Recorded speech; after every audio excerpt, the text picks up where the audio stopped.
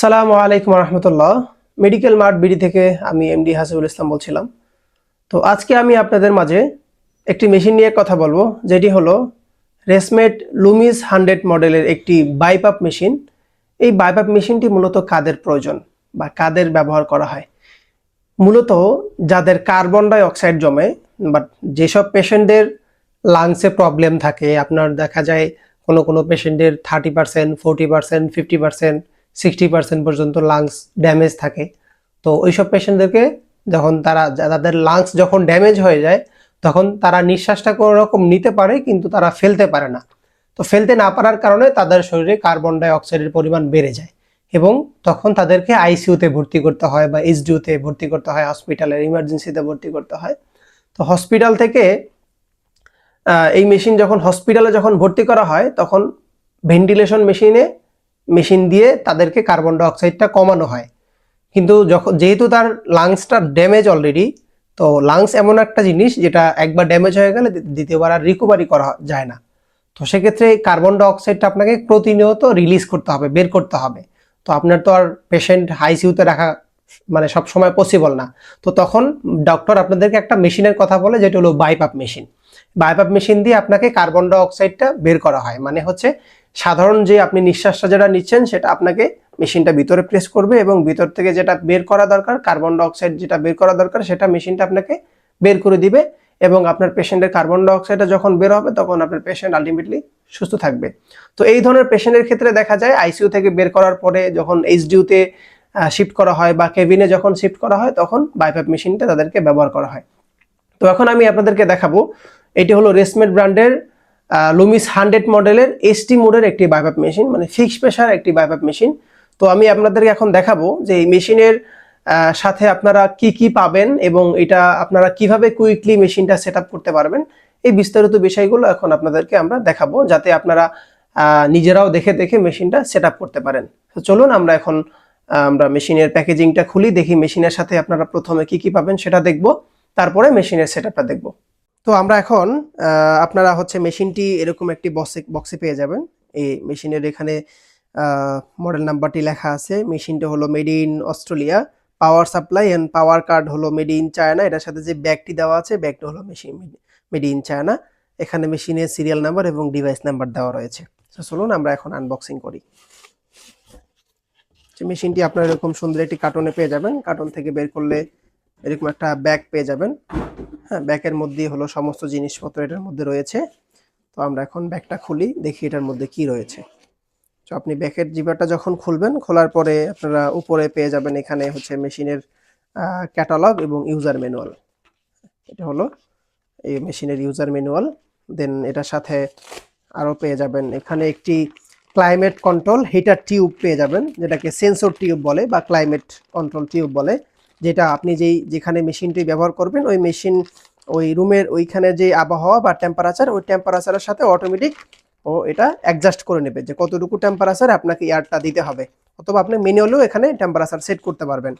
তারপরে পেয়ে যাবেন আপনার হলো একটি পাওয়ার সাপ্লাই এবং একটি অ্যাডাপ্টার, 90 ওয়াটের একটি রেসমেটের অ্যাডাপ্টার পেয়ে যাবেন। এবং তারপরে পেয়ে যাবেন আপনার একটি হিউমিডিফায়ার ওয়াটার চেম্বার।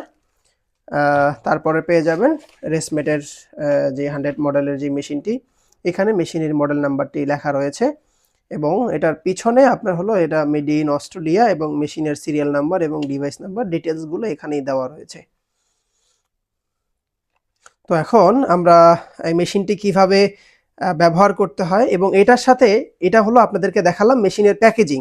তো এটার সাথে আপনারা একটি ফুল ফেস মাস্ক পেয়ে যাবেন এবং এটার সাথে আপনারা কিছু ফিল্টার পেয়ে যাবেন। এই ফিল্টারগুলো আমরা আপনাদেরকে মেশিনের সাথে দিয়ে দিব, বাট কোম্পানি থেকে আসলে কোম্পানির প্যাকেজিং এই জিনিসগুলোই থাকে।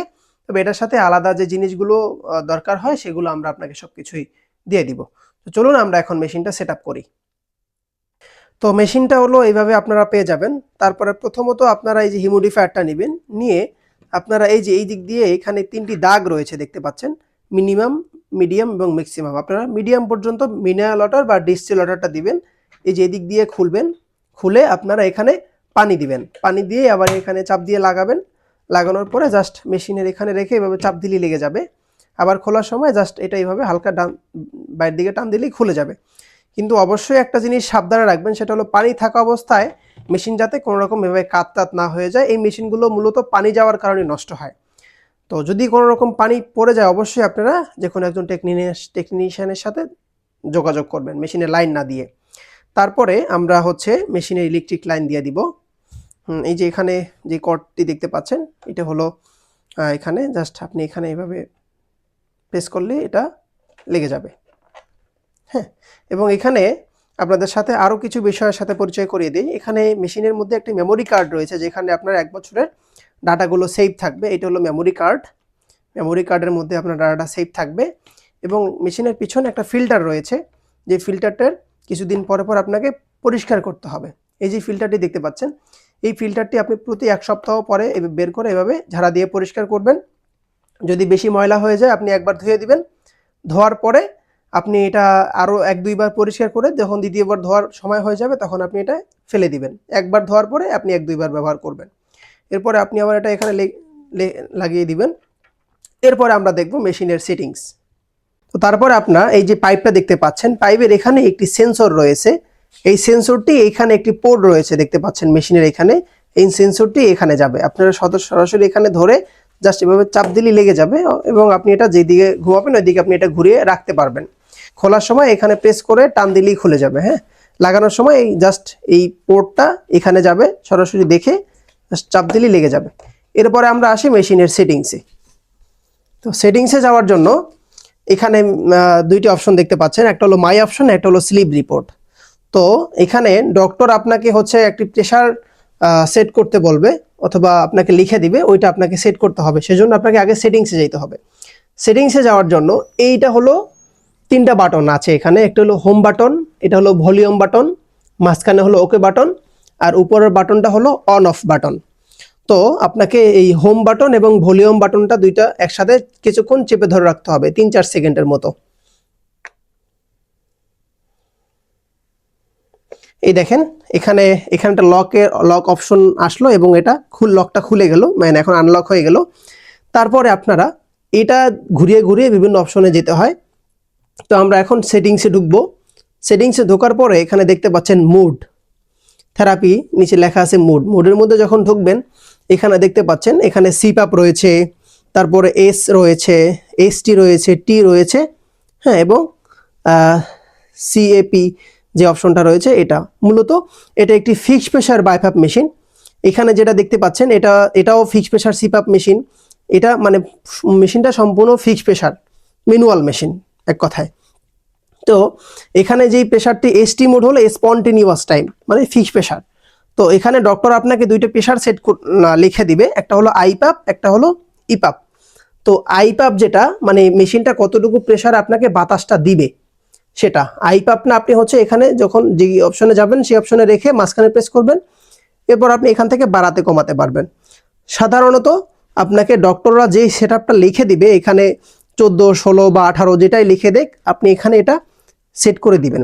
সেট করার পরে মাঝখানে প্রেস করবেন, ওটা ওকে হয়ে যাবে। এরপরে ইপাপ, ইপাপ মানে হচ্ছে যেই প্রেশারটা মেশিন বের করবে ওইটা। তো ইপাপটা যেটা আপনার পেশেন্ট লিখে দিবে, ডক্টর যেটা লিখে দিবে, ইপাপটা আপনি এখানে যেটা লিখে দেবে ওইটা আপনি এখানে সেট করে দিবেন। 6 বা 8, 10 যেটাই লিখে দিক আপনি এখানে সেট করে দিবেন। সেট করার পরে এখানে আরও কিছু টেকনিক্যাল অনেক বিষয় আছে, এগুলো আপনাকে কোনো কিছুই করতে হবে না।